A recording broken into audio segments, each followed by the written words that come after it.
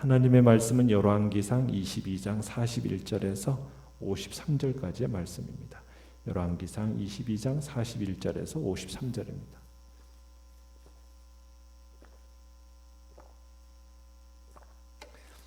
열왕기상 22장 41절에서 53절 우리 한 목소리로 같이 읽습니다. 시작. 이스라엘의 아합 제4년에 아사의 아들 여호사밧이 유다의 왕이 되니 여호사밧이 왕이 될 때에 나이가 35세라. 예루살렘에서 25년 동안 다스리니라. 그의 어머니의 이름은 아수바라 시리의 딸이더라. 여호사밧이 그의 아버지 아사의 모든 길로 행하며 돌이키지 아니하고 여호와 앞에서 정직히 행하였으나 산당은 패하지 아니하였으므로 백성이 아직도 산당에서 제사를 드리며 분향하였더라. 여호사밧이 이스라엘의 왕과 더불어 화평하니라. 여호사밧의 남은 사적과 그가 부린 권세와 그가 어떻게 전쟁하였는지는 다 유다 왕 역대지략에 기록되지 아니하였느냐. 그가 그의 아버지 아사의 시대에 남아있던 남색하는 자들을 그 땅에서 쫓아내었더라. 그때 에돔에는 왕이 없고 섭정 왕이 있었더라. 여호사밧이 다시스의 선박을 제조하고 오빌로 금을 구하러 보내려 하였더니 그 배가 에시온 게벨에서 파선하였으므로 가지 못하게 되매 아합의 아들 아하시아가 여호사밧에게 이르되 내 종으로 당신의 종과 함께 배에 가게 하라 하나 여호사밧이 허락하지 아니하였더라. 여호사밧이 그의 조상들과 함께 잠에 그의 조상 다윗성에 그의 조상들과 함께 장사되고 그의 아들 여호람이 대신하여 왕이 되니라. 유다의 여호사밧 왕 제17년에 아합의 아들 아하시아가 사마리아에서 이스라엘의 왕이 되어 2년 동안 이스라엘을 다스리니라. 그가 여호와 앞에서 악을 행하여 그의 아버지의 길과 그의 어머니의 길과 이스라엘에게 범죄케 한 느밧의 아들 여로보암의 길로 행하며 바알을 섬겨 그에게 예배하여 이스라엘의 하나님 여호와를 노하게 하시기를 그의 아버지의 온갖 행위같이 하였더라. 아멘. 오늘 말씀의 제목은 실패에서 배우는 교훈이라는 제목으로 말씀을 나눕니다. 아합이 북쪽에서 왕이 되었을 때 남쪽 유다에서는 선한 왕 아사에 이어서 그의 아들 여호사밧이 왕위에 오르게 됩니다. 여호사밧이 예루살렘에서 25년 동안 유다를 다스리게 되는데요. 여호사밧은 남국이 분열된 이후로 유다의 제4대 임금입니다. 르호보암, 아비야, 아사, 여호사밧 이렇게 넷째 왕으로 다윗 계통으로는 다윗으로부터 시작하면 다윗 솔로몬까지 해서 6번째 자손이 되겠죠. 그가 처음 왕이 되었을 때 나이가 몇 살입니까? 35세라고 되어 있죠. 자, 1번을 보시면 내용과 질문 1번을 보시면 유다 왕 여호사밧은 어떤 사람이었습니까? 43절에 보듯이 여호사밧은 아버지 아사처럼 신앙의 사람이었다라고 이야기할 수가 있습니다. 여호사밧의 아버지 아사는 어떤 사람이었습니까? 하나님을 믿는 굳센 믿음으로 무장한 그가 재임 초기부터 나라 곳곳에 우상도 없애고 또 여호와의 단을 중수하고 그렇게 개혁을 단행한 사람이 아사였죠. 또 자기 할머니가 이제 우상 숭배하는 것을 보고 그 태후의 위를 폐할 정도로 거룩한 개혁 의지가 단호했던 사람이 바로 아사였습니다.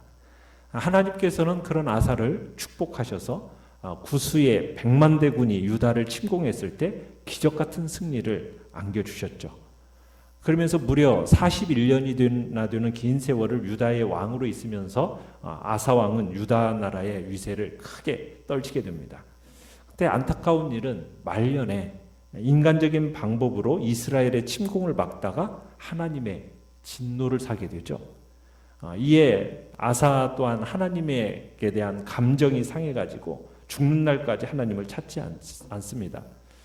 비록 그런 안타까움이 있기는 했지만 어쨌든 여호사밧에게는 그 어떤 왕보다도 장기간 유대를 잘 다스린 아버지 아사 왕의 그늘이 컸던 것입니다.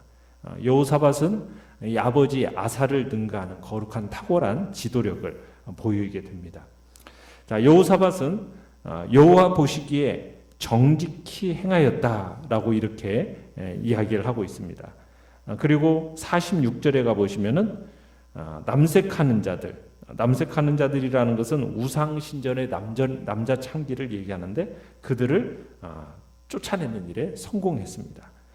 여호사밧의 이런 정책은 그가 얼마나 여호와를 사랑했는가를 보여주는데 아쉬운 점이 있다면 당시 산당, 우상의 장소, 우상 숭배의 장소인 동시에 또 하나님께 제사 드리는 장소인 이 산당을 뿌리 뽑지 못했다는 것이 안타까운 일이죠. 성전이 완공된 이후로는 하나님께서 제사는 어디에서만 드리도록 명령하셨습니까? 예루살렘 성전에서만 제사를 드리라고 명령을 하셨어요.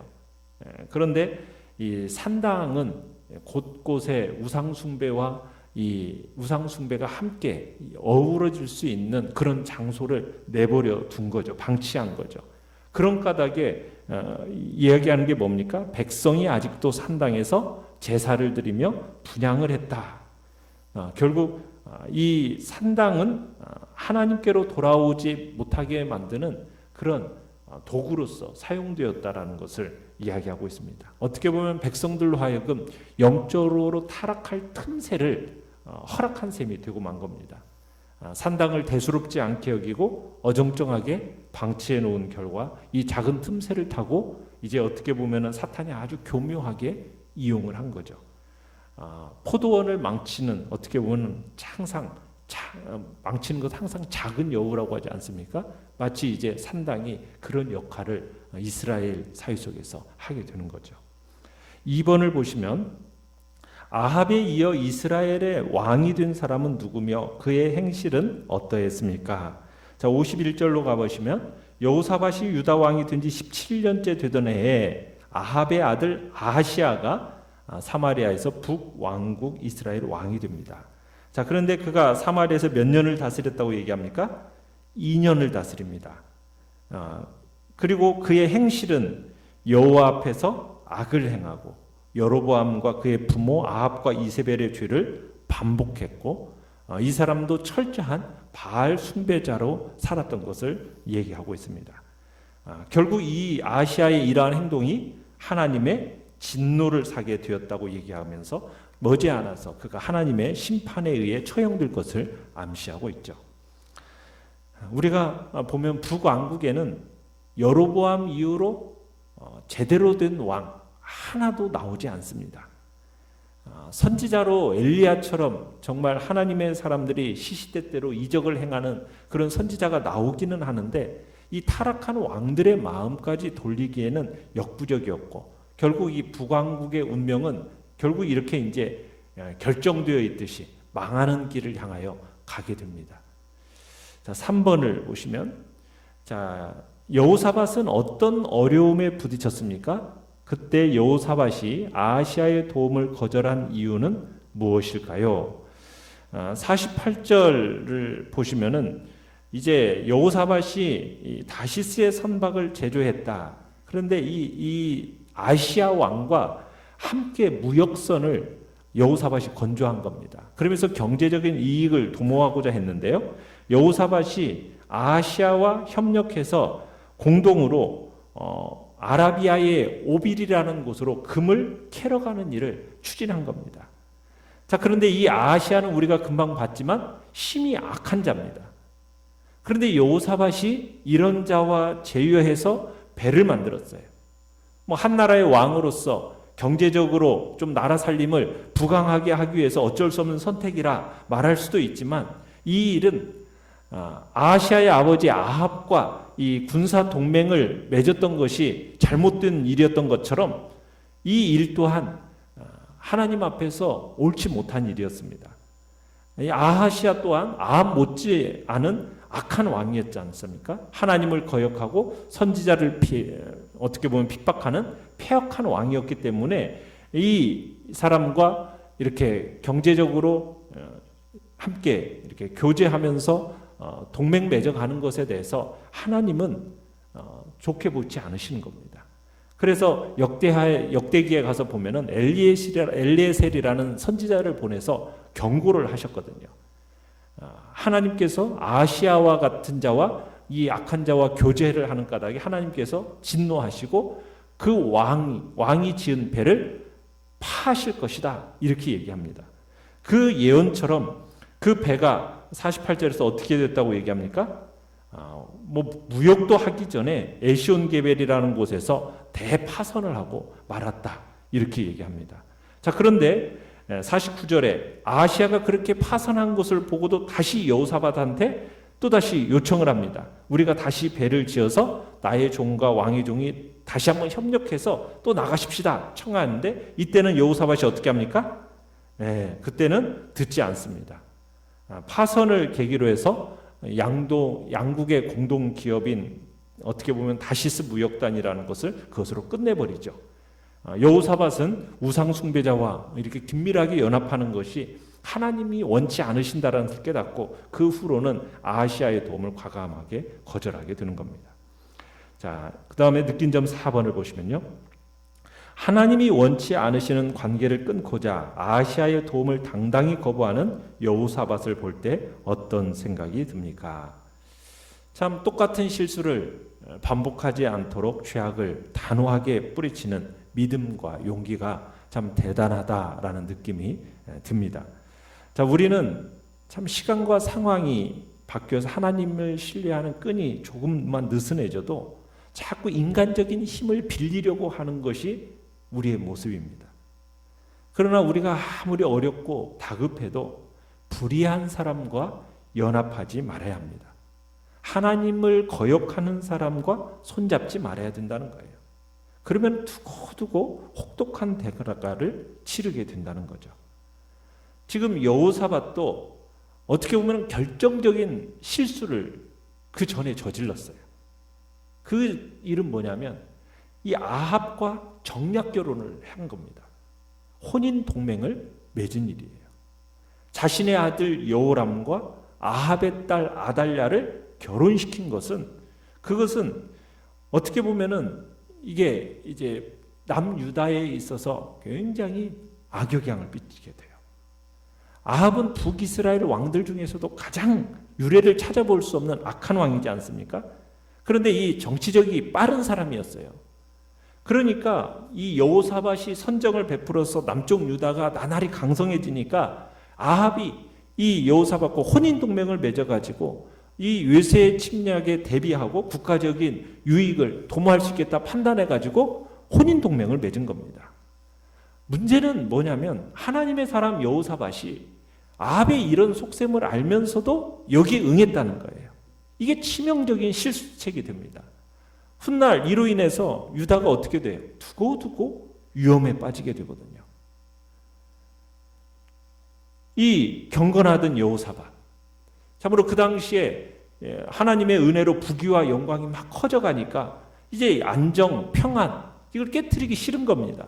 어떻게 해서든지 그 상태를 유지하고 싶은 거예요. 그래서 영적인 판단력을 순간적으로 상실해가지고 이때껏 적대시해 오던 이스라엘의 그 내민 손을 덥석 잡은 겁니다. 하나님이 주신 성공을 인간적인 방법으로 지키려 한 거죠. 그래서는 안 되는 거거든요. 결국 남유다로 들어온 이 아합의 딸 아달랴가 어떤 일을 벌입니까? 자기의 남편이 죽고 또 막내 아들 아시아마저 이스라엘의 군대와 같이 나와서 싸우다가 예후수의 손에 죽었다는 소식을 듣고서는 이 아달랴가 갑자기 쿠데타를 일으켜가지고 다윗의 씨를 전부 잡아 죽이잖아요. 그런데 그때 왕자들이 살해되는 가운데 참 대제사장 여호야다가 갓난아기 요아스를 유모와 함께 성전에 감추어 놓고 7년 동안 기른 다음에 나중에 반정에 성공해서 그리고서는 다시 요아스가 왕이 되는데 그 6년이라는 기간 동안에는 아달랴의 통치를 받게 되는 거거든요. 이런 걸 생각할 때 여호사밧은 자기 당대 하나님의 은혜를 많이 받았는데도 은혜를 낭비한 사례로 이런 일들이 나타난 겁니다. 그러니까 하나님이 주신 성공을 인간적인 처세술로 지키려고 하면은 그게 얼마나 비참해질 수 있는가를 보여주는 예라고 할 수 있는 거죠. 그토록 하나님의 총애를 받았던 여호사밧이 한 번의 그 판단 착오가 참 아합과 손을 잡은 까닭에 얼마나 큰 공경에 그 나라가 빠지게 됩니까? 자기가 아무리 혼자 잘해도 소용없는 거예요. 악인과 함께 걸으면은 같이 망하는 법을 우리에게 얘기해주고 있는 거죠. 이 아시아의 이 경제적인 동맹도 바로 그런 예로서 우리에게 가르쳐주고 있는 겁니다. 자, 결단과 적용 5번을 보시면 어려운 일이 생기면 누구의 도움을 먼저 구하는지 돌아봅시다. 세상적인 방법인 줄 알면서도 당장 급하니까 라는 이유로 그것에 손을 뻗치지는 않습니까? 내가 끊어버려야 할 것과 자주 실패하는 부분을 하나님 앞에 내어놓고 결단하며 기도합시다.